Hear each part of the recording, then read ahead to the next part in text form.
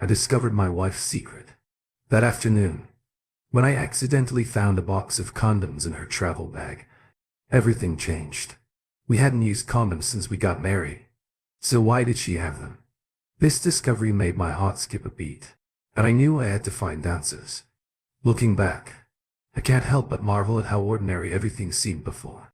That fateful afternoon, Julia and I had been married for over 10 years, and while our life wasn't particularly exciting, it was comfortable. I worked from home as a mobile app developer, which gave me the flexibility to handle chores around the house. While Julia pursued her career in real estate, she was often out showing houses, meeting clients or traveling to neighboring towns for work. I thought we had a system that worked. Turns out, I was wrong. It began with something as making a sandwich. I was in the kitchen that day, slicing a tomato, when the knife slipped and nicked my finger. It wasn't a deep cut, but it stung enough to make me search for a band-aid. The first aid kit in the bathroom was empty, so I began checking other places where we might have stashed some supplies. That's when I thought of Julia's travel bag. It was her trusty companion, carried on every business trip, always packed and ready to go. She liked to keep it organized with all the essentials: phone, chargers, toiletries, a notebook, and so on. If there was a band-aid anywhere in the house, it would likely be in there. I went to our bedroom where the bag sat neatly in the corner, and unzipped it at first. I saw nothing unusual, just her usual travel items. I rummaged through the smaller compartments, hoping to find what I needed, but instead of a band-aid, I found something that stopped me cold. Tucked into a side pocket was a small box of condoms. My heart skipped a beat. We hadn't used condoms in years after we got married. Julia and I agreed they weren't necessary, and we hadn't revisited the subject since. So why did she have these? My mind raced for an explanation, each one more troubling than the last where they left over from before we were married. Unlikely. Julia was meticulous about expiration dates. Maybe they were for a friend. That seemed far-fetched. As I stared at the box in my hands, a sickening realization began to creep in. These weren't for us. They were for someone else. My chest tightened and I felt a wave of nausea. I put the box back in the bag, trying to compose myself. But the damage was done. A seed of doubt had been planted and there was no going back. I spent the rest of the afternoon in a haze, replaying moments from our marriage. In my mind, all those times, she came home late from work, claiming she'd been stuck in traffic or had to finish up paperwork. The business trips that seemed to grow more frequent in recent months. The nights when she seemed distant, distracted, like her mind was somewhere else. It all began to fit together in a way that made my stomach churn. When Julia came home that evening, she was her usual self, cheerful and chatty.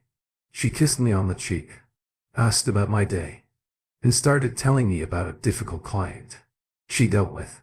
I nodded along, pretending to listen, but my mind was elsewhere. I studied her face, her gestures, the way she moved around the kitchen. Was she always this composed, or was it an act to hide what she was really up to? I wanted to confront her then, and there to demand a NSW, but a part of me held back. If she had been lying to me, she would have prepared for this moment. She'd have excuses lined up, ready to deflect any suspicion. No, I needed to be smarter than that. If Julia was hiding something, I needed proof or irrefutable evidence that would leave no room for denial. The following day, I began my investigation. While Julia was at work, I scoured the house for anything out of the ordinary. I checked her drawers, her closet, even her car, but found nothing. It was frustrating, but it also made sense. Julia was too careful to leave anything incriminating lying around. If she was having an affair, she'd keep her secrets well hidden. Then, I thought about her phone. Julia had always been protective of it, keeping it close at hand, and locking it with a password. But I was good with technology, better than most. If I could get my hands on her phone, I could bypass the password and access her messages, emails, and call logs. It was risky, but it was my best shot at uncovering the truth that evening. I waited for my opportunity. Julia had a habit of leaving her phone on the nightstand. while she showered. And tonight was no different. As soon as I heard the water running, I grabbed the phone and took it to my desk using a program I developed during a freelance project. I was able to unlock the device in less than 5 minutes. What I found confirmed my worst fears. There were dozens of messages between Julia and someone named Ryan.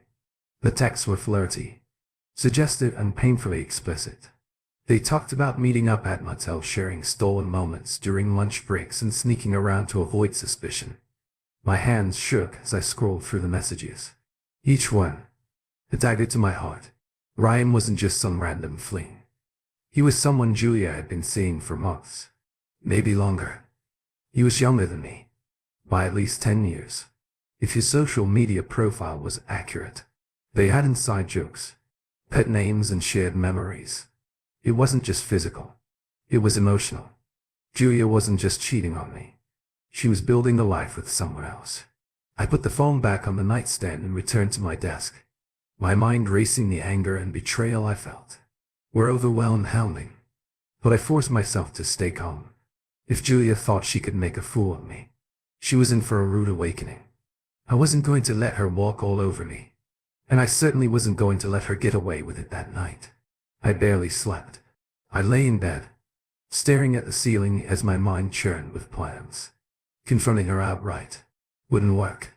She'd deny everything, twist the truth, and make me question myself. No, I needed to be strategic. I needed to catch her in the act to make her feel the humiliation and pain she'd inflicted on me by morning. I had the outline of a plan. It was simple, but effective. Step 1. Gather more evidence. Step 2. Sabotage her relationship with Ryan. Step 3. Make her regret ever crossing me. It wouldn't be easy, and it wouldn't be quick, but it would be worth it.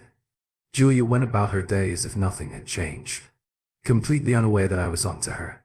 She kissed me goodbye, told me she'd be home late, and left for work with a smile. I watched her drive away, my chest tightening with a mix of anger and determination. The game was on, and I was ready to play the day. After discovering Julia's affair, I began to piece my plan together. Confrontation wasn't an option, at least not yet. She needed to face consequences. I wanted her to experience the depth of betrayal and humiliation she had inflicted on me. My mind buzzed with ideas, but I knew I had to approach this carefully. One misstep could alert her, and she'd either deny everything or cover her tracks. There now. I needed patience and precision. That morning, as Julia left for work, with her usual polished demeanor, I set to work. My first priority was gathering more evidence. The messages on her phone were damning, but I needed something stronger, something that left no room for excuses. If I was going to confront her, I wanted her to feel cornered with nowhere to run. I had already unlocked her phone the previous night and seen enough to confirm my suspicions. Now I decided to take things a step further. As someone who worked in tech, I had the skills and tools to dig deeper using a program I developed in collaboration with colleagues. I installed a spy app on her phone. It would give me access to her messages, calls, emails, and even her location in real time. I could also listen to her conversations if needed. The app was discreet and traceable, but exactly what I needed. That evening, while Julia was in the shower, I retrieved her phone. Again, it took less than 10 minutes to set up the app and restore her phone to its original state. By the time she emerged from the bathroom, wrapped in a towel and humming to herself, I was already back at my desk, pretending to work on a project. She didn't suspect a thing. Over the next few days, the app fed me a steady stream of information. I read every message exchanged with Ryan, each one more infuriating than the last. Their conversations were sickeningly intimate, filled with inside jokes and plans for their next rendezvous. They discussed motel, restaurants, and even gifts they had exchanged. It was as if they were in their own little world, completely oblivious to the destruction they were causing. I learned that Ryan was in his late 20s, about a decade younger than me.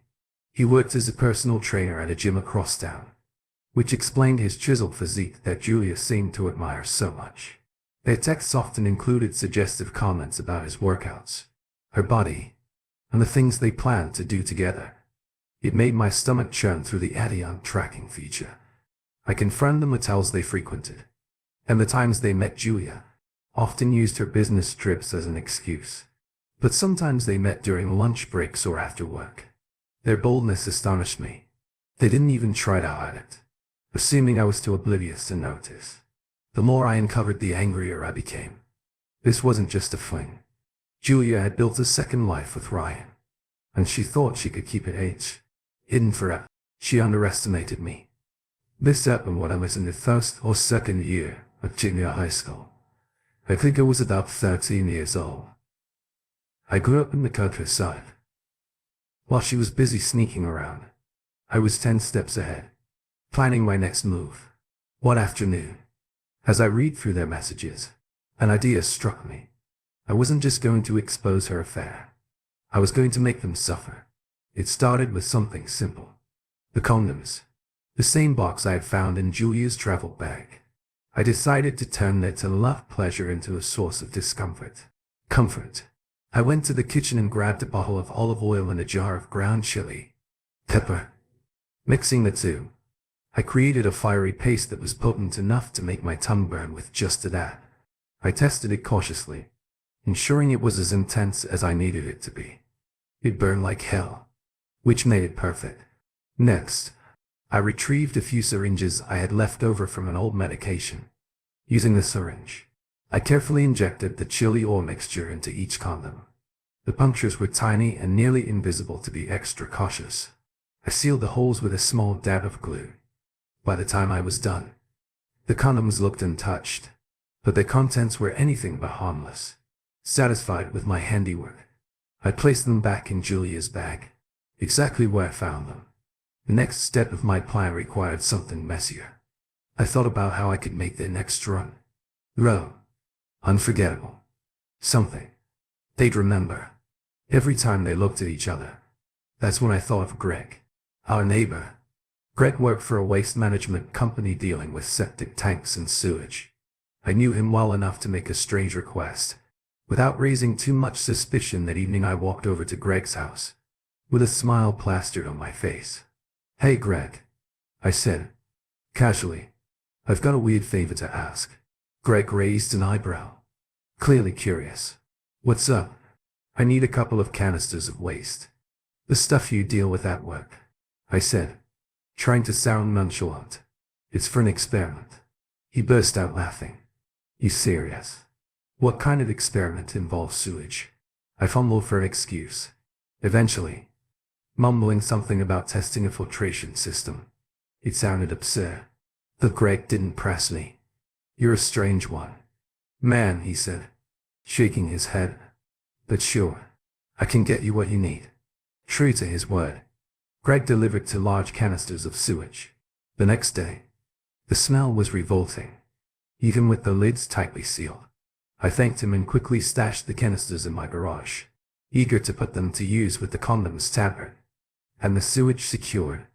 I felt a surge of anticipation. I was ready to put my plan into action. All I needed was the right moment, and Julia provided it without realizing it. A few days later, she announced another business trip. I smiled, wished her luck, and watched her leave, knowing exactly where she was headed. Using the tracker on her phone, I followed her to a motel on the outskirts of town. Ryan's car was already parked outside and Julia pulled up. Moments later, they greeted each other, like lovers in a romance movie, completely unaware of the storm brewing around them. I watched from a distance, my anger simmering, but controlled. This was my moment to strike as they disappeared into the motel. I got to work. I grabbed the canisters of sewage and approached Ryan's car, careful to stay out of sight. To my surprise, 2 of his windows were slightly open. It was as if fate was on my side. Grinning, I carefully poured the foul contents into the car, making sure every inch of the interior was soaked. The stench was unbearable, but I powered through. By the time I was done, Ryan's car was a disaster zone. The smell alone would take weeks to get rid of, if it ever did. I stepped back, wiping my hands on a rag, and surveyed my work with satisfaction. It was messy, disgusting, and perfect. I returned to my own car and waited, knowing the real chaos was yet to come. Julia and Ryan thought they were in control, but they had no idea what was waiting for them as the evening settled in. I sat in my car, parked discreetly across from a motel. My pulse quickened as I checked the live feed from Julia's phone. Using the spy app, their voices came through, clearly muffled by the walls of the motel room, but unmistakable. Julia and Ryan were laughing, teasing each other, like giddy teenagers. It made my stomach turn, but I reminded myself that their carefree attitude wouldn't last much longer. The real show was about to begin through the audio feed. I listened to them as their conversation turned flirtatious. They were oblivious to the storm brewing right outside the room. My plan was simple. Wait for the chili oil mixture and the tampered condoms to take effect. I leaned back in my seat, letting the anticipation build as I pictured the chaos that was about to unfold. It didn't take long at first. Their playful noises gave way to murmurs of confusion. Then came groans of discomfort. I could hear Ryan's voice, strained and bewildered, breaking through the quiet. "Something's wrong," he said. "It burns. It really burns." Julia's response was a mix of concern and confusion. "What do you mean? Are you okay?" "No, I'm not okay," Ryan snapped, his voice rising in pitch. "It feels like fire down there." I couldn't help but chuckle though. I kept my laughter quiet. The real fun was just getting started through the audio feed. I heard Julia suddenly gasp. "Oh my God. It's burning me too." "What is this?" Panic quickly set in. Their voices overlapped as they tried to make sense of what was happening. Ryan's groans turned into yelps, and Julia's once calm demeanor dissolved into frantic exclamations. "What's going on? Why does it feel like this?"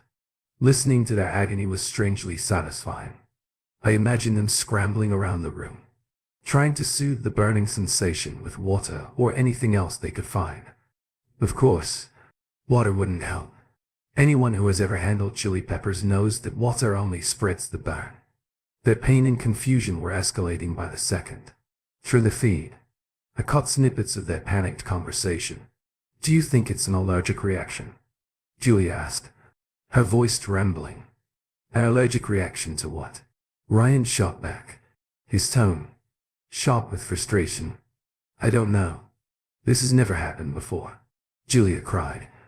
They were completely unraveling their romantic evening, reduced to a chaotic mess. I could picture them pacing the room, clutching towels to their burning skin, desperate for relief.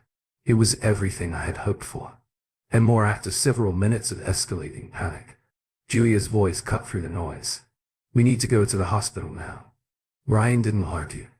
Their movements became frantic as they dressed, fumbling with their clothes, in their desperation to leave.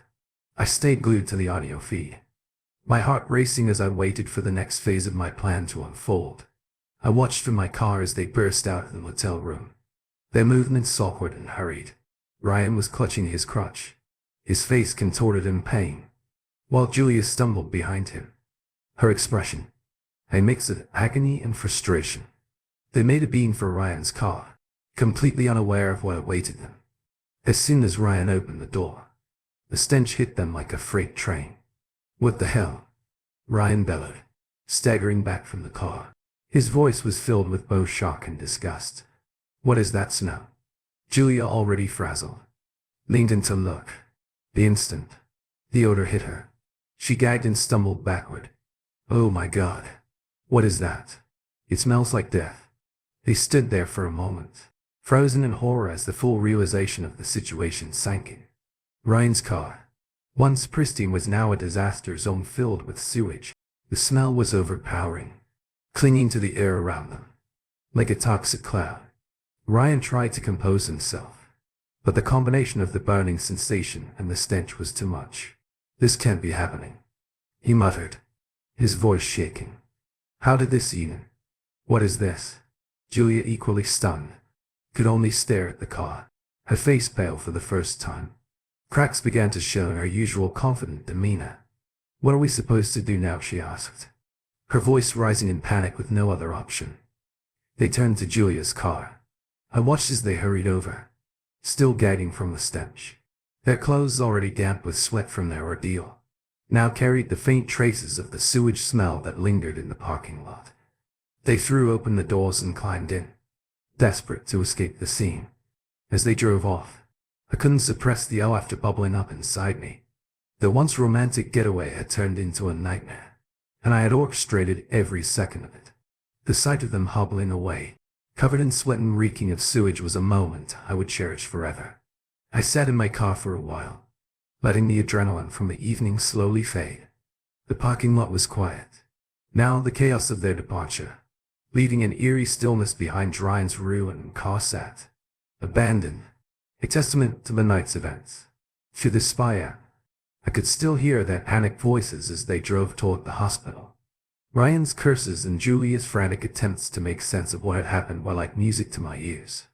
I imagined them walking into the emergency room, drenched in sweat and stinking of sewage, trying to explain their situation to the horrified hospital staff. It was perfect. Everything had gone exactly as planned. And yet I wasn't done. There was still more to come. Tonight was just the beginning. I stayed in the parking lot for a few more minutes, savoring the lingering thrill of what I had just witnessed. Julia and Ryan had been reduced to a spectacle of pain and humiliation, and I had front row seats. Their evening of passion had turned into a chaotic nightmare, and the thought of them stumbling into the hospital of sewage filled me with grim satisfaction. Once I was sure the coast was clear, I left the motel and drove home. My mind replayed every detail of the evening, from the look of sheer panic on their faces to the hurried way they scrambled into Julia's car. It was cathartic in a way I hadn't expected. This happened when I was in the first or second year of junior high school. I think I was about 13 years old. I grew up in the countryside. It didn't erase the hurt. The betrayal still stung, but knowing they had paid for it, even just a little, gave me a sense of control I hadn't felt in weeks. When I got home, I showered, letting the hot water wash away the residue of the night's events. Despite my best efforts, the faint stench of sewage still clung to my clothes, a reminder of just how messy things had become. I tossed everything into the washing machine, started the cycle, and finally sat down to breathe. The silence of the house felt heavier now, but it also gave me time to think about what came next. Julia didn't come home that night, which was no surprise through the spy app. I could track her location in real time. She and Ryan spent hours at the hospital, likely trying to explain away their burning skin and the lingering odor. I couldn't help but smile at the thought of them enduring the discomfort, while surrounded by nurses and doctors trying not to gag. The next morning, she sent me a text. "I'm staying an extra day on this trip. There's been a location with the property." I'm managing the nerve of her to lie so effortlessly. After everything she had done, I replied with a simple, "Take your time," and went about my day. While Julia and Ryan licked their wounds, I turned my attention to the next phase of my plan. The satisfaction of their suffering was sweet, but temporary. I needed something more permanent, something that would set the stage for the next chapter of my life. I made an appointment with a divorce lawyer that same morning. By noon, I was sitting in an office outlining the details of my situation to a professional who seemed both sympathetic and intrigued. This happened when I was in the first or second year of junior high school. I think I was about 13 years old. I grew up in the countryside. A sharp woman named Clara listened intently as I described Julia's affair. I left out the specifics of my revenge. It was better to keep things simple. She nodded, taking notes and occasionally asking questions about our financial situation, assets, and shared responsibilities. By the end of the meeting, I had a clear path forward. Clara assured me we could move swiftly, especially with the evidence I had gathered. When I returned home, the house felt quieter than usual.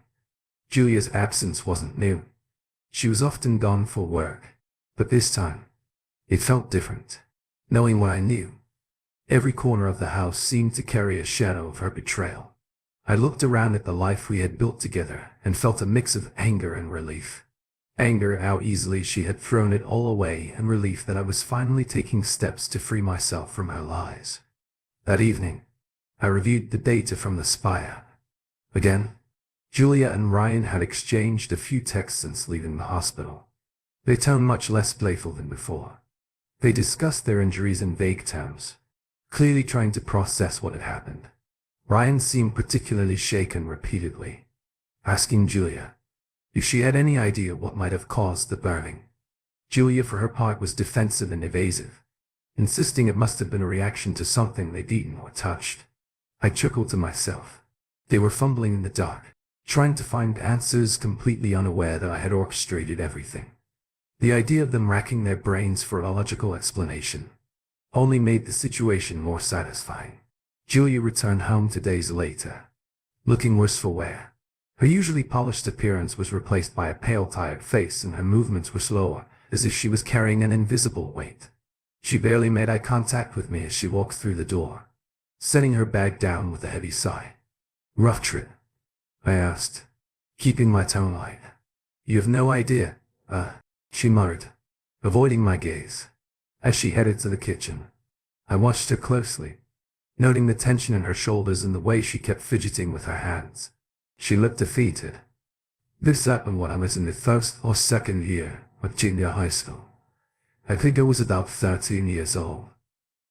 I grew up in the countryside." She was clearly trying to mask it. I decided to play along, pretending everything was normal as she went about her evening routine. She made herself a quick dinner, showered, and went to bed early, saying she was exhausted that night. I slept soundly for the first time in weeks, knowing that Julia was unraveling. While I remained calm, it gave me a sense of control I hadn't felt since discovering her affair. The power dynamic had shifted, and I intended to keep it that way. The next morning, I handed her the divorce papers. I had them ready and waiting, tucked neatly in a folder. She was sitting at the kitchen table, sipping her coffee when I placed the folder in front of her. "What's this?" she asked, her brows furrowing as she opened it. "Divorce papers," I said, simply crossing my arms and leaning against the counter. Her face went through a series of emotions: confusion, disbelief, anger. "What are you talking about? Why are you doing this?" "I know about Ryan," I said, keeping my voice calm. "The texts, the meetups, the lies. I know everything." Julia, her mouth opened and closed, like a fish out of water, words failing her as she tried to process what I was saying. "You. How did you?" "It doesn't matter how I know," I interrupted. "What matters is that this marriage is over." She tried to deny it at first, stammering out half-formed excuses about work and misunderstandings, but as the weight of my words sank in, her expression shifted. Her face flushed with anger, and her voice grew sharp. "You set me up, didn't you?" she accused, her tone dripping with venom. "The condoms, the car, that was you, wasn't it?" I didn't answer, letting my silence confirm her suspicions. Her anger boiled over, and she stood abruptly, knocking her chair back. "You're sick," she spat. "You ruin everything." "No, Julia," I said, meeting her glare. "You ruin everything. I'm just making sure you face the consequences." She stormed out of the kitchen, slamming the door behind her. I stayed, where I was feeling a strange sense of peace wash over me. The worst was behind me now, and the path forward was clear. Julia could scream and rage all she wanted, but the truth was out, and there was no undoing it. The next few weeks would be challenging, but I was ready. My life with Julia was over, and for the first time in years, I felt free. The weeks that followed were a whirlwind of legal paperwork, tense conversations, and awkward silences. Julia's initial anger quickly gave way to stubborn resistance. She fought every step of the divorce process, from dividing assets to negotiating the smallest details. It was as if she thought dragging it out would somehow give her the upper hand, but I was prepared for her antics. Clara, my lawyer, was sharp and relentless. Every time Julia tried to twist the narrative or stall the proceedings, Claire countered with precision. The evidence I had collected, screenshots of their texts, locations, and timestamps, was ironclad. Julia didn't have a leg to stand on, and deep down, she knew it still. That didn't stop her from trying to manipulate the situation. She alternated between playing the victim and launching vicious attacks. One day, she cried about how I had blindsided her, claiming she was confused and had made a mistake. The next day, she accused me of being controlling and cold-blaming our marriage's failure entirely on me. Her attempts to rewrite history were as transparent as they were desperate. Meanwhile, I stayed focused. My life was no longer about Julia or the mess she had created. It was about reclaiming my peace, my self-respect, and my future. I threw myself into my work, taking on new projects that kept my mind occupied. The house, once a shared space filled with memories, became my sanctuary. I cleared out her belongings, one box at a time, turning the emptiness into a blank slate. One day, as we sat across from each other in the lawyer's office, Julia made a final attempt to push my buttons. "You think you've won, don't you?" she hissed, her eyes narrowing as she leaned forward. "You think this makes you better than me?" I met her gaze calmly. "It's not about winning, Julia. It's about moving on." Her expression faltered for a moment, and I saw a flicker of regret, or perhaps just frustration, at her inability to provoke me. Either way, it didn't matter. I wasn't playing her games anymore. The moment that truly cemented my sense of closure came during the division of property. Julia had been fixated on keeping her car, the same one she and Ryan had used to escape the motel debacle. I had no interest in. It was hers from the beginning, and I didn't need the reminder of her betrayal when I told her she could keep it. Her face twisted in fury. "Of course, you don't want it," she snapped. "You're probably laughing at the memory." I didn't respond. Her anger only fueled my resolve to walk away from the wreckage she had created. Once the divorce was finalized, a weight lifted off my shoulders. The papers were signed, the assets divided, and Julia was out of my life for good. The relief was palpable, like stepping out of a storm into calm skies. For the first time in years, I felt like I could breathe freely. In the weeks that followed, I began to rebuild. I redecorated the house, transforming it into a space that reflected who I was not, who we had been.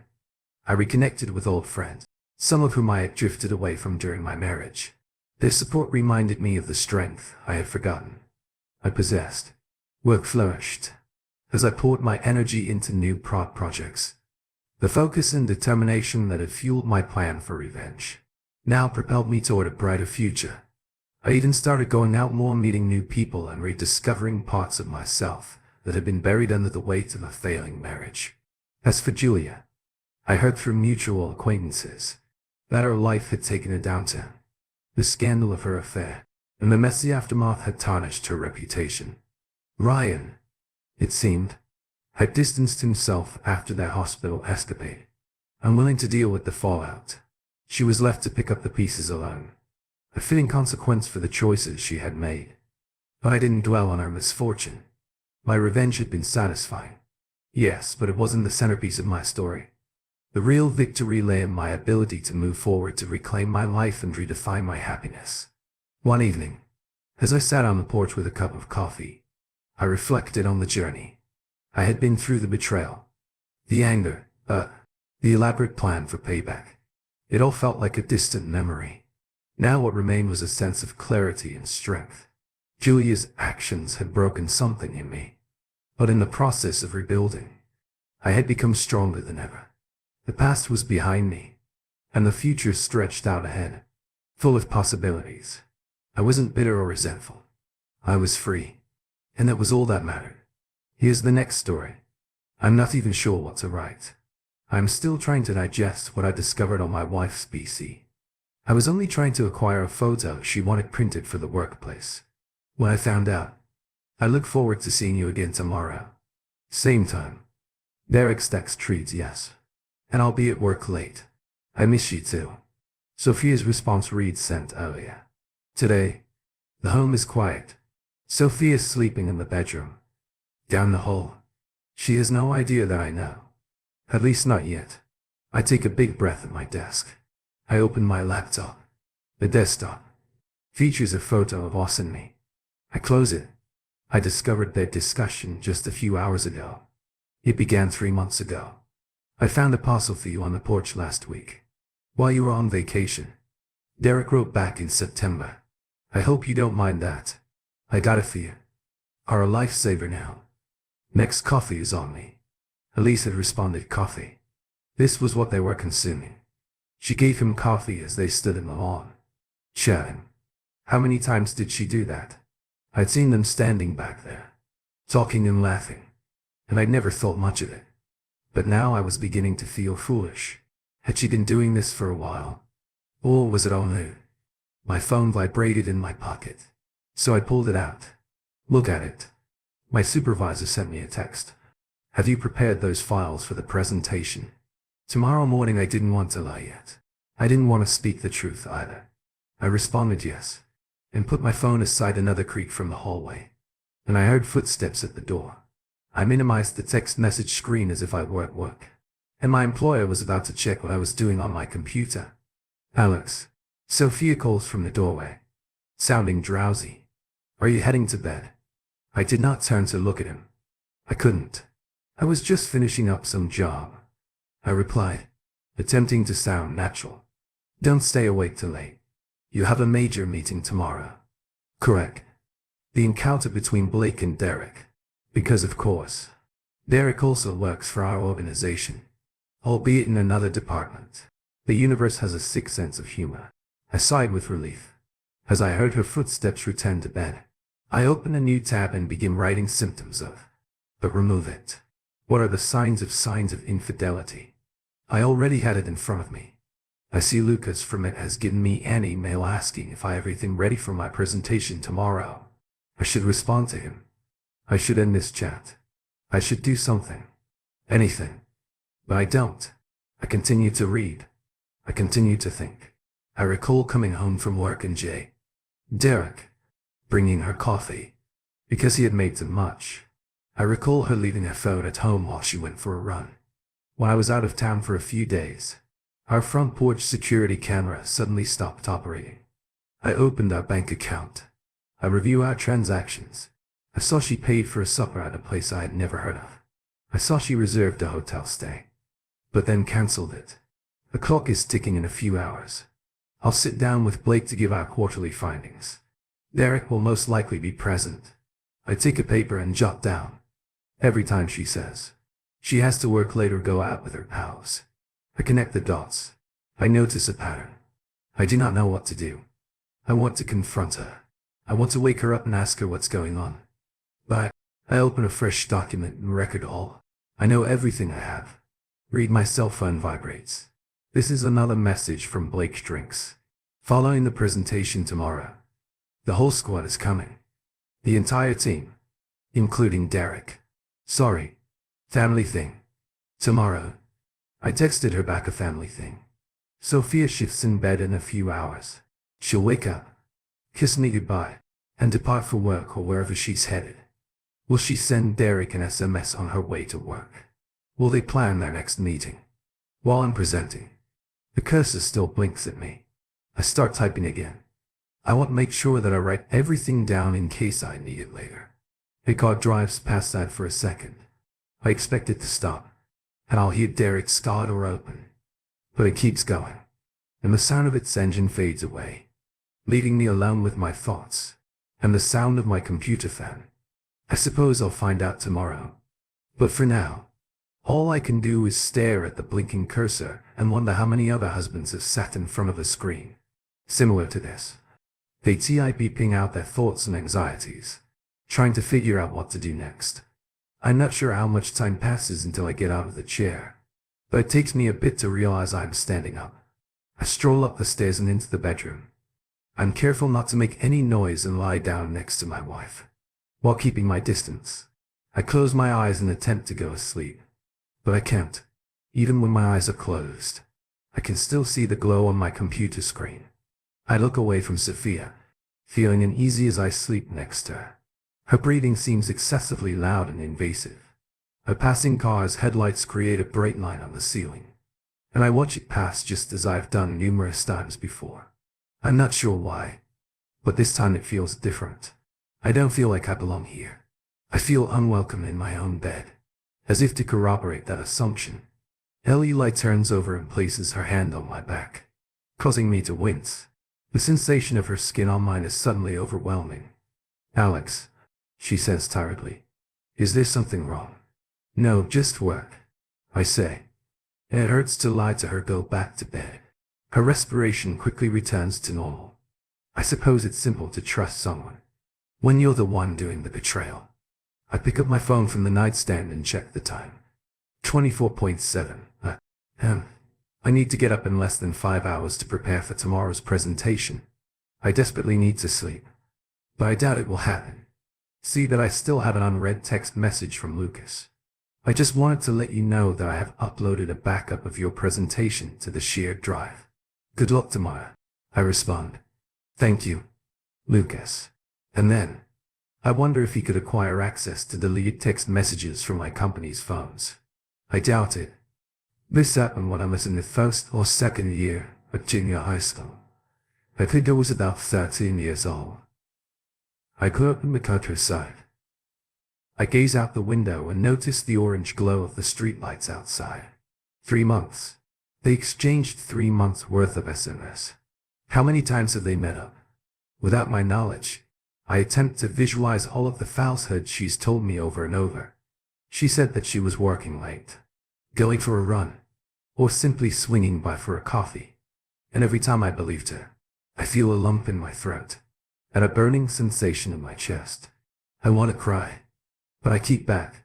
I do not want to wake her awake. She mumbles something in her sleep and tilts her head to the side. I'm wondering if she's dreaming about him. What about Derek? I hope not. I hope she is dreaming of us, about our future together. But I cannot be certain. Another text message appears on my phone. It's from Pete. I have changed my mind. We're all going out for drinks tomorrow after the meeting. It is not voluntary. I groan and place my phone back on the nightstand. Can't sleep, Sophia inquires, looking over at me. She leans over and casts shadow on my phone. I lock the screen and stated work stuff. You're going to do fantastic in your presentation. Blake is a fan of your work. She puts her hand on my shoulder and I resist the temptation to throw it off. Did Derek tell me the same thing at the neighborhood cookout last month? My mouth became dry. He said, what you claim to be the most thorough individual on the front. Almost to a fault, she teases. If only she knew how correct Derek was about that. You should try to rest, she replies, lying back down. Big day, I grunted in answer, staring at the ceiling fan as it whirled above us. My phone vibrated again. This time, it was Derek. He had included me in an email to everyone at the company about the meeting tomorrow. Are you awake? Eli asks. Again? She sounds like she cares. How does she do this? How can she pull off such a convincing lie? I replied. I just had too much coffee. I might go read in the office for a while. Do not stay. She reaches over and takes my hand. You will sleep better. I wanted to laugh at the silliness of her suggestion, but I remained where I was listening to. Her breathing slowed as she fell back, asleep. Minutes passed, slowly, followed by hours. I imagined returning to the office later that morning, sitting across from Derek at a table, watching him smile and serve me my coffee, pretending that he did not damage my life. I checked my phone and saw it was 333. I chose to get up. Where are you going? And I realized I wasn't as quiet as I imagined. Getting water. Go back to bed. I paused in front of the door and returned my gaze to her. Was she lying? I could not tell. I exited the bedroom and headed downstairs to the kitchen. I felt uncomfortable being alone in the house. Now that I knew there were things I didn't know about my wife, it felt like there might be more secrets lurking in the shadows. I felt my phone vibrating in my pocket. There was another email about the lecture tomorrow. This time it went to both Derek and Blake. I erased it since I knew I wouldn't be able to sleep after reading it. I poured myself a drink of cool water. Alex. When I hear Sophia call out, I flinch. She's standing in the kitchen doorway, dressed in a robe. You have been out all night. What's happening? I ponder of confronting her with what I know. I'm going to show her the proof. Watch as her face crumbles. But instead, I answer, oh, it is nothing. Just a little concerned about tomorrow. You know how Blake feels about these quarterly reports. She came up and hugged me from behind, and I slid at her contact, wondering if she hugged Derek the same way. Come back to bed, she says. You'll feel better in the morning. I accompany her back upstairs. Hesitantly, I need to see more of these messages. I think to myself that I need additional proof. I need to be certain of this before I ruin our entire lives. She returns to bed next to me, and I lay awake for a long time, thinking about everything. Finally, I fall asleep. My final thought is that I really need to glance at my phone. There's a notification light glowing on it, indicating that I have a message. The sun is rising and automobiles are driving past outside. I must have slept for a few hours because it is already morning. The notification light on my phone is still glowing, but I don't have time to check it. Sophia is waking up and I hear her getting up to use the bathroom. She is going to take a shower, her usual morning ritual. The next morning, Ellie got up to take her customary shower. I checked my phone for the time and discovered that it was 6:15. She'd be in the restroom for exactly 12 minutes. I had 12 minutes to check through her computer. Perhaps I could find anything there. A letter, an email, a document, anything that could explain what was going on. Why was she lying to me? I got out of bed and headed over to her study. I felt like the whole world was watching me as if I was doing something wrong. But I knew it needed to be done. I needed to know why my wife was lying to me. I could not let it go. I sat down beside her desk and opened her laptop. Alex, Sophia shouts from the upstairs bedroom. Can you get the coffee started? Yes, sure. I say, lying. I type the password. My anniversary date is teasing me. I heard the shower turn off upstairs. Not much time remains. I opened her email. There were several messages, so I began with the oldest and worked my way up. There was a message from Blake, asking her to meet him late at night, and another from Lucas, inviting her to go out for lunch. I heard the shower turn totally off. I took screenshots and saved copies of the various messages. There were communications regarding dinner, reservations, hotel rooms, and excuses as to where she would be. Is the coffee ready? Yet, Sophia asks. From above. I'm pounding right now. I call back. My voice. Barely. Wink. I read a message from a man named Blake. Last night was incredible. Is your hubby suspecting anything? HK preoccupied with work. To notice, Sophia said. By the way, make sure he gets that major project next week. He will be out of town for a few days. My supervisor has known about it all along. I heard Sophia descend the stairs. I accessed her social media accounts, read her private messages, and seen images of her that I had never seen before. Alex. Her voice is nearby. I promptly shut down everything and put the computer back to sleep, just in time for Elise to stroll in. What are you doing here? She asks. I'm seeking for that file. You told we needed to renew our home insurance. I rise to my feet. Oh, it's in the kitchen drawer, she says. She's wearing a towel. Did you put the coffee on? No, I forgot. I squeeze by her and avoid making contact with her. I bare shoulder. I will do it now. I angrily press the coffee maker's button and wait for it to brew. I might be late tonight. Sophia speaks from the upstairs. I am having dinner with the marketing staff. I check her phone calendar. From my own phone. Dinner reservation for 2. Along with Lucas. That is all right, I say. I need to return to working on my presentation with Blake. She enters the kitchen, dressed in blue business attire. You'll do amazing. Blake talks highly about you. I prepare a cup of coffee for her, remembering how Blake undoubtedly laughs at me. Every day, the gullible husband makes coffee for his wife. He is completely ignorant that everything is burning behind his back. Thank you, honey. She kisses my cheek, and I resist the temptation to brush it away. What would I do without you? I can feel the response trapped in my throat. She applied her lipstick and checked her phone. Love you, she says. Good luck with the presentation. As she leaves, as soon as I heard her depart, I returned to her office and opened her laptop. The screen came to life and remained open to her desktop. I had around 45 minutes until I had to leave for my commute. I began taking notes on anything. I could find all of the affairs, all the falsehoods, all of the dates, times and locations. My phone rang in my pocket, and I pulled it out. Lucas sent a text message. The presentation looks fantastic. Want to get a drink after work? This dude has some nerve. I could not believe it. He spent the entire time sleeping with my wife, and then sitting across from me at the bar, pretending nothing was happening. Sorry, not tonight. I texted back. This is a rain. Check. The sun is now shining through the study's window, giving the place a warm glow. I save my work and then return everything to the way I found it looking around. I assure that everything is in the same location as before. It appears that I have not disturbed anything yet. I believe everything has altered. I'm feeling the weight of my newly acquired knowledge. I walk upstairs to change for work. Sophia has already left, and as I go out the door, I receive a text from Derek stating that he is prepared to deliver an outstanding presentation. I do not respond.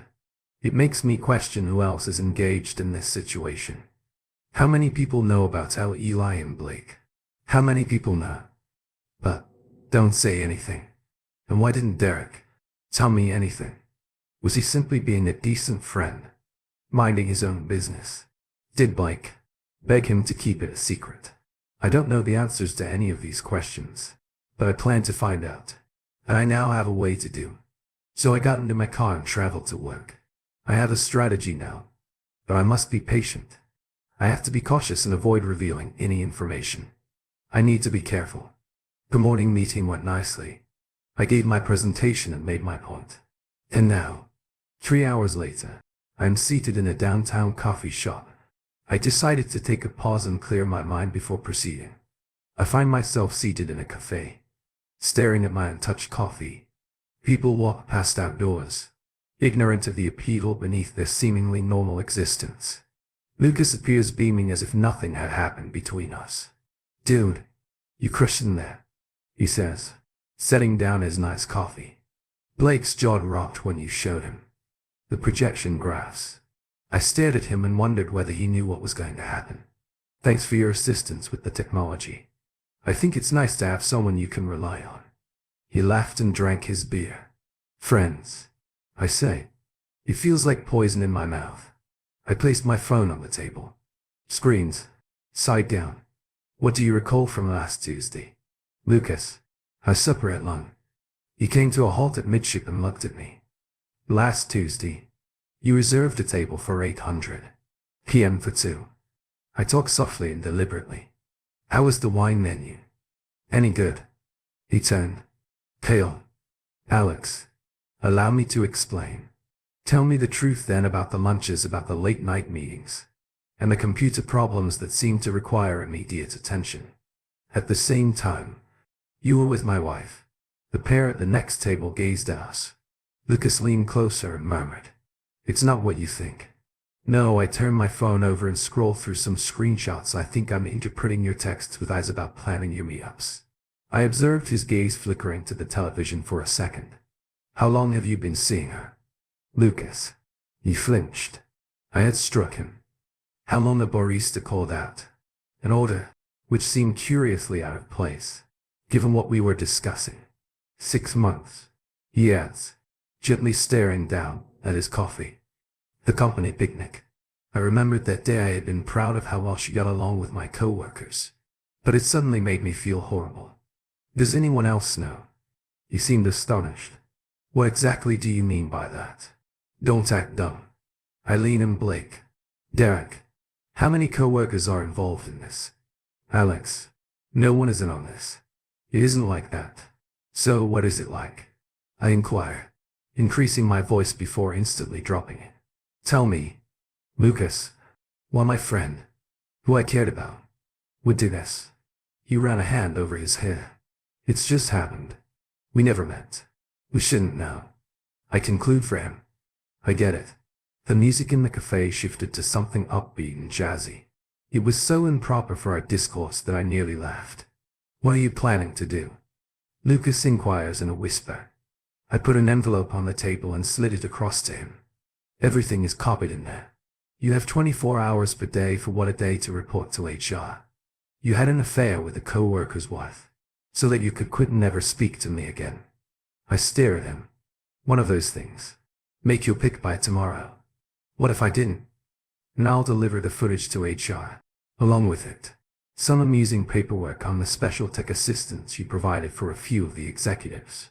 He goes even wider. How do you think the board will react to your falsified server logs? You put your own employment at risk just to do this. Just for what? Lucas, take revenge on the guy who shouted my marriage. I smile. And he flinches. Perhaps you want to put me to the test. He sprang up. Suddenly, nearly knocking over his chair and attracting the attention of several individuals. I apologize, he says. I did not want to do this 24 hours. I say it again. Peering out the window. Start. Now I heard him. Leave then observed him from the window as he stopped on the sidewalk for a time, holding the envelope in his hand, before walking down the street. A little later, I received a text from Sophia, who was working late tonight. Do not wait. I followed among the rest of the material. It wouldn't be long until Lucas called her. I assumed they'd try to come up with a new story.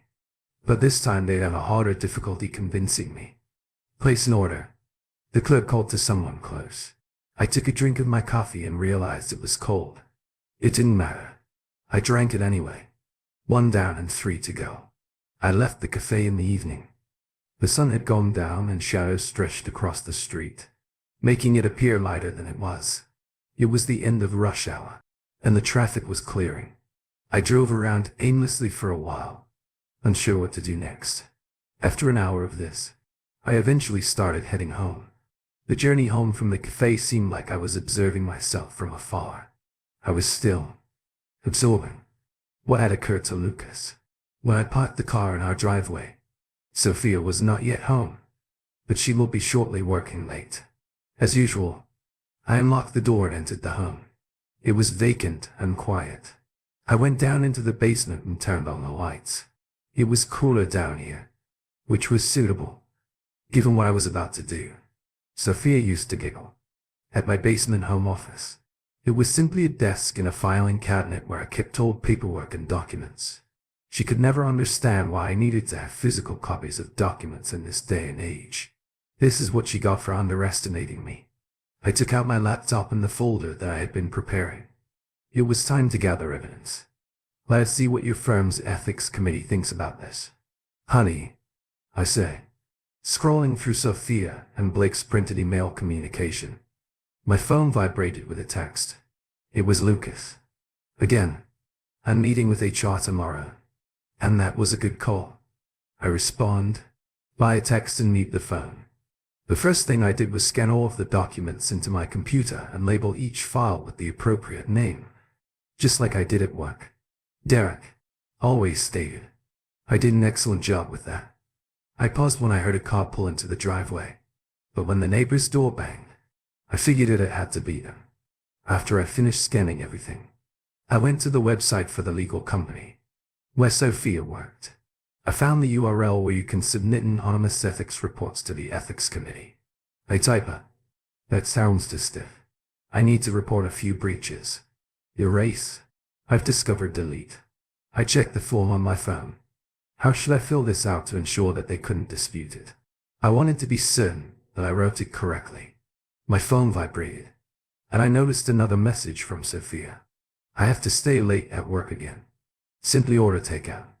Without me, I disregarded it and returned to the form. After thinking about it for a few minutes, I started typing. I'm alleging a mutual affair between senior partner Blake Sullivan and associate attorney Sophia Chen. There is evidence of misbehavior, including. As I type this, I understand. I don't need to hold back anymore. There's no reason to censor myself. I can explain the entire narrative from beginning to conclusion. The business trips, the late nights, at work, the expense reports, for dinners at upscale restaurants. All of this was a lie. The furnace kicked on upstairs, and I knew the heat had returned. I briefly considered the possibility that she had returned home, but then I remembered that she was out with her lover. I attached the photos I took from her iCloud account. as well as the emails I forwarded to myself. There was more than enough proof to prove the affair and get her fired. In fact, so does Blake. My phone buzzed as I was about to press the send button. Blake sent a text message. I opened and read the message. Actually, I reply, I think I'll be busy tomorrow and the next day. And the next I return to my report and write more about how he did the same thing to other junior associates. Alex, I hear Sophia calling. Are you in the basement? My heart skips a beat. I quickly dismissed the windows and launched a spreadsheet. Just finishing up some work. I yell back, relieved that my voice sounds very natural. I assumed you were ordering dinner. She's reached the top of the steps. Now I got distracted. I am saving papers. I'm closing my tabs. I assumed you had a late meeting tonight. It got out early. She's currently downstairs. What are you currently working on? I closed the final window just in time for her to descend the stairs. She's still wearing her work attire. Her hair, a little messy. Quarterly projections. Eli pointed to the spreadsheet. Blake wants some changes. Of course, he does. She smiles. I examine her face for any signs of remorse. But I see nothing. Come upstairs. We will order Thai. 5 minutes to finish. She nodded and returned upstairs. Do not take too long. I'm starting. I waited until I heard her footsteps on the floor above me before returning to the screen with the report. I filled in the finishing details. I added the relevant attachments and prepared to submit it. I paused for a second as the cursor hovered above the button. I knew that pressing it would turn Sophia's entire life upside down. Her career would end. She'd be destroyed. She'd probably end up in prison. But after everything she'd done, she earned it. I clicked the submit button. A message appeared on the screen, thanking me for my contribution and stating that it would be reviewed within 24-48 working hours. I closed everything and checked to be sure I hadn't left any traces of what I had just done. Then, I returned the manila packet to where I discovered it behind the old tax returns. Alex, Sophia calls down. Dinner is ready. Be right up. I respond by getting to my feet and straightening up the desk, as if everything's normal. Just another night at the basement office. I'm going to sleep soon. Sophia will go to work tomorrow. She's not aware of this. It will be her final day at the company. What do you feel like eating? She inquires, menus in hand, as if we had any voice in the issue. I smiled back at her, feeling as if I were Chu, and said, of course. Honey, do whatever you want. I stood in the kitchen, sipping my coffee and enjoying the quiet before the storm. My wife entered the room, already dressed in a business suit, already awake. She asks, taking out a mug. Yes, I couldn't sleep. I reply by handing her the coffee pot. Still concerned about your projections. Blake seems ecstatic yesterday.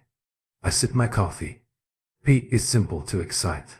And my wife didn't notice the sarcasm in my speech because she was distracted by her phone while pouring herself a cup of coffee. Derek received a new coffee maker at work. Maybe I won't have to ask him for his particular blend. Again, what a pity. I said, I know you don't like his coffee. But her phone buzzes. I observed her face as she read on Saturday. The BBQ will take place. It's a gorgeous summer day. And everyone arrives. I stand at the grill, flipping burgers and hot dogs. In my pocket is the phone containing the evidence I require. Do you want me to help with the patties? Derek inquires, approaching with 2 beers. His normally easygoing smile seems forced tonight. No, I'm good. I respond, accepting the beverage, but without inviting him to join me. I noticed AAS talking to Blake's wife at the dessert table. Laughing at something, she said. Lucas was nowhere to be found. Of course, given what occurred yesterday, I wasn't expecting him to show up a good audience. Derek stands firm in the face of my hostile temperament. Everyone enjoys a spectacle, I explain, pounding a burger on the grill. The music coming from the Bluetooth speaker beside the pool was synced with my phone. All I needed to do was change the song. At that point, Sophia approached Derek and tapped him on the shoulder. Derek adds, I'm going to go tell everyone my secret. He walks back into the crowd. You're being a lousy guest. Sophia speaks in my ear. close to me. I just want to make sure I do not set things on fire. She reached for my beer and asked, "Can I have a sip?" "No," I replied, taking it away. "Get yours. Derek would gladly get you one, I'm sure." She glanced at me suspiciously, and I realized I was pushing it a moment later. She glanced around, distracted by one of the children who was giggling loudly as he chased another. I took out my phone and discovered the recording I had made not only of last night, but of all of them, and not simply for the sounds in the bedroom. I had recorded the phone calls, discussions and sweet nothings, the entire thing. Blake arrived a little later with a bottle of pricey wine in hand. As always, he gave Eli a hug, and I noticed he held on a little too long. It was annoying, watching him act so casually. Everyone else was tricked, but I knew what he was up to.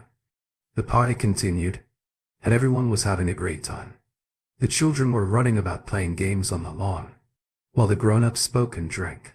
It was a beautiful afternoon and everyone seemed to be having a good time. I handed over the grilling tasks to one of my neighbors and headed over to the speaker. I grabbed out my phone and prepared it. "Shall we toast?" Blake responds, putting out his wine glass. "It almost feels right. You understand?" I stated to the surprised audience. I came prepared for this. I pressed play. The music stopped, and Elise's voice came on. "I want you so much, Derek. Please." Everyone stopped talking and looked around. Another recording played. "Blake, we have to be cautious. Alex doesn't know yet, but Sophia has turned red." Derek dropped his beer. "Lucas is at the hotel. Her voice recording suggests to come alone." Parents began covering their children's ears and adults began taking them inside neighboring homes. There was no outcry. Only the sound of the damning admissions was heard over the loudspeakers. Blake wanted to approach the speaker, but I stopped him. "Is there something wrong?" I asked quietly. He briefly deviates from character. "Alex, let's talk privately. Like how you spoke privately with my wife." Sophia appeared humiliated, standing by the dessert table in her son's outfit. "Alex," she speaks quietly. "Please, don't." I continued to play the recordings one after another. The gathering gradually dispersed as more people left. "You're killing it." Sophia says this while crying. "No," I tell her. "I'm playing it." Derek attempted to turn it off, but I stopped him. "I believe your lawn requires mowing. I believe your wife wonders why you've been ordering so much coffee." I hear he gazes at me in panic when he hears his own voice coming from the speaker. "We're talking about times and places to meet. The celebration is ended. Was it worthwhile?" I asked before playing the last tape for them, a record of their deceit. Blake was the first to depart. He got into the car and drove away. Derek followed soon after. Sophia was left standing on her own. She was crying, mascara pouring down her cheeks, and the neighbors watched for a few more seconds before returning to their homes to gossip about what they had just witnessed. I say the place is yours, and cut the tape I left last night. "Alex, I don't need to hear your voice again," I say as I grab my keys. "Have fun with your meals." I left her there sitting among the party leftovers, after all of her guests had left her picture. Perfect life is in shambles, because of me. As I drove away, I received texts from neighbors attempting to make sense of what they had just seen. I turned off my phone and placed it in the passenger seat. I did not want to think about it or her anymore. In the rearview mirror, I noticed her taking a seat on the patio, trying to assess the damage I had inflicted. I sat in my hotel room with divorce papers was strewn on the desk. In front of me, Sophia had tried phoning me dozens of times since the cookout 3 days before, but I hadn't answered. I had packed a few changes of clothes, my laptop, and a couple boxes of evidence, and checked into a motel for the time being. Blake's wife texted me that morning, saying she had also filed for divorce. I did not respond. I wanted to thank her for ruining my life, but I realized that would be unfair. She had been a victim, just like I had been. The divorce papers were delivered to me that morning. I'd expected it. She couldn't precisely represent me, especially given the pending ethics probe concerning her conduct. The legal firm has suspended her pending further review. I gazed down at the papers in my hands. They cited irreconcilable differences as the reason for their breakup. I felt that was a fairly clever way of stating my wife had cheated on me with my best buddy. Just then the phone rang, Mr. Chin. Your wife is in the lobby. She claims she needs to talk with you. No, thank you. I respond. She claims to have some documents for you to sign. Tell her to leave them at the reception. I will pick them up tomorrow. He paused. Well? So shit, weeping. Yes, she is. I say. And the call ends. I returned to reading the divorce filing. My lawyer had done an excellent job. She included all of the evidence. I acquired hotel receipts, texts and recordings. My phone vibrated again. Alex, come on. 5 minutes. I want to chat to you. I start typing a reply. Stop and try again. If you want to talk to me, contact the lawyers. I claim she finally started typing. But then nothing happened, then start typing again. I put down the phone and returned to the heaps of paper. There came a knock on my door. Alex, Elisa's voice was weeping. I know you hear me. I stay still. I have lost everything, she says, as Mohu sighed.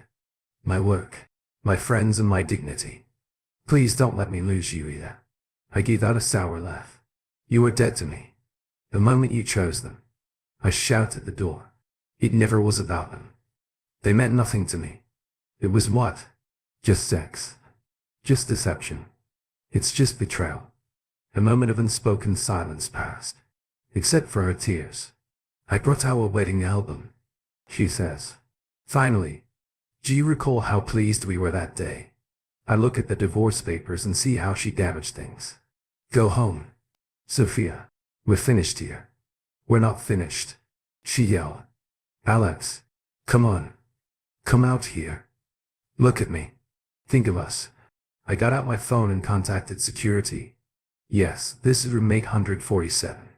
There's a man outside my door who must be removed. Alex. No, I heard the elevator ding and footsteps approaching me. Ma'am, please. Join me. Alex. She's crying. I love you. They left. I breathed out a sigh of relief. Then I got out a fresh legal pad and started writing the note. I'd leave for my wife. This happened when I was in the first or second year of junior high school. I think I was about 13 years old. I grew up in the countryside. Sophia. I scribble and then scratch it out. It feels too personal. Sophia. I write that is better. Less warm.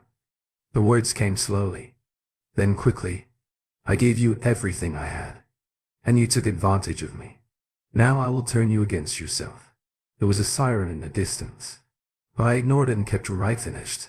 After I finished, I attentively read the letter. Then I put it in an envelope with the divorce papers. And sealed it. My phone lit up one more time. With a message from Sophia. I will be home when you are ready to discuss. I'm willing to wait indefinitely if necessary. I banned her number and turned my phone off. My objective was to have my lawyer hand her the letter and divorce papers. The next day, I only needed to get through one more night, and everything would be over. I poured myself a drink from the minibar to settle my anxieties and sat down on the bed to enjoy it. The next day, I left the hotel with the letter and divorce paperwork in my briefcase to hand over to my lawyer. I requested him to present them to Sophia on my behalf. And he accepted. My drive home from the lawyer's office is different this time. I no longer feel like the neighborhood is criticizing me. The divorce is official. Sophia and I are no longer married. I park the automobile in our driveway, feeling uncomfortable though I still consider it ours. It's only my driveway. Now my house is my home. Sophia, his automobile is not in the driveway. She had requested me to let her pack her belongings while I was at my lawyer's office, so I obliged. I still watched my security cameras on my phone and saw her leave a few hours ago. I unlocked the front door, and it seems like a small weight has been removed from my shoulders. Home. Sweet home. I speak to myself aloud. There's a note from Sophia on the kitchen countertop. It says she just took what she needed, and that I may keep the remainder along with her apologies.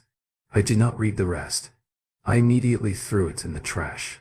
My cell phone vibrates. It is a text message from Lucas's wife. She expresses her sorrow for the divorce and asks if there is anything she can do. I ignore it. I don't care if anyone finds out.